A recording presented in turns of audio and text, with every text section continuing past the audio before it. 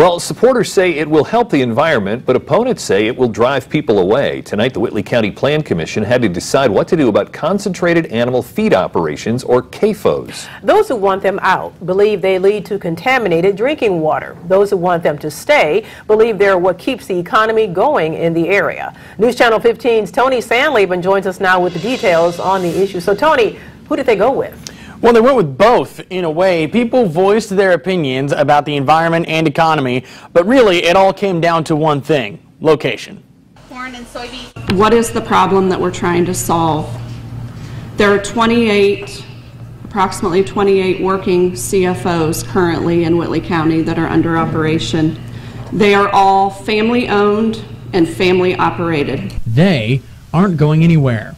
After a more than 2-hour meeting that saw the Whitley County Planning Commission discuss new plans to possibly restrict concentrated animal feeding operations, or CFOs, also known as CAFOs, the commission voted to enact some restrictions, but none that would appear to force a CAFO to move.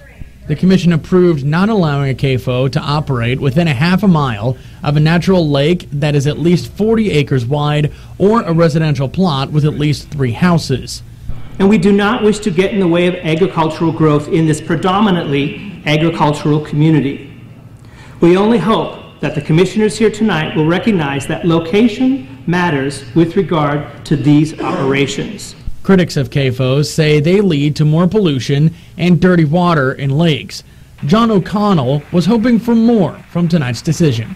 As we feel, as I stated in August, that these recommendations fall short on 2 accounts.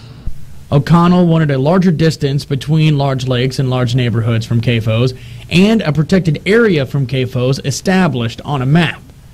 The Plan Commission approved language to establish a protected area, but could not set one officially since no proper notice was given to people who would be living in that area.